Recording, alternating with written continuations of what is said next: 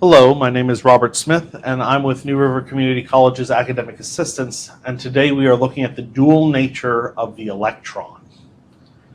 So we are asked to calculate the wavelength of a tennis ball with a mass of 5.8 times 10 to the minus 2 kilograms traveling 70 meters per second, and compare it with an electron of mass 9.1094 times 10 to the minus 31 kilograms moving at the same speed. So we're going to want to start off with our equation that lambda, our wavelength, is equal to Planck's constant over the mass times some velocity. And in this case, what we're looking at is identifying our Planck constant, identifying our mass, and identifying our velocity. So Planck's constant is equal to 6.63 times 10 to the minus 34 joule seconds.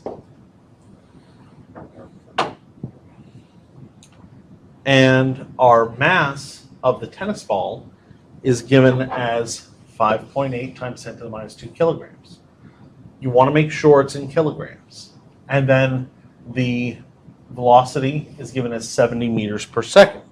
So plugging that into our formula, we get our wavelength is equal to 6.63 times 10 to the minus 34 joule seconds over 5.8 times 10 to the minus 2 kilograms times 70 meters per second. Doing this arithmetic out, you get 1.63 times 10 to the minus 34 meters. Okay? So that can't be perceived due to the small wavelength. So 10 to the minus 34 or 1 to the minus 34 power, that's such a small value that it's, think about nanometers as being 10 to the minus 9th. Picometers being 10 to the minus 12th. We're talking about very, very, very small wavelength. So small it's imperceptible. And that's why it doesn't look like the tennis ball, unless, of course, it's very windy and you have air resistance. Otherwise, it doesn't look like the tennis ball is oscillating as it's moving. It's just moving relatively straight path.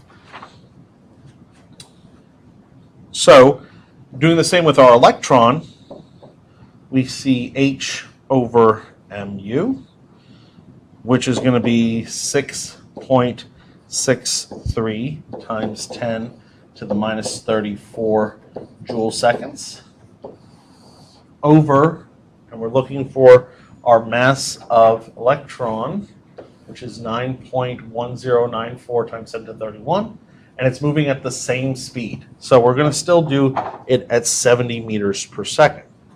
So we've got 9.1094 times 10 to the minus 31 kilograms times 70 meters per second.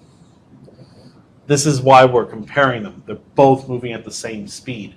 So you've got one that's a relatively large mass compared to the other one, which is so small it's imperceptible. Doing the arithmetic out, you get 1.04 times 10 to the minus 5 meters. That's still small, but it's not so small that we can't perceive it. This is tens of micrometers in wavelength. It's tens of micrometers from one end to the other. So in general, this is going to be a much more perceptible oscillation of the particle than your tennis ball. will ever be.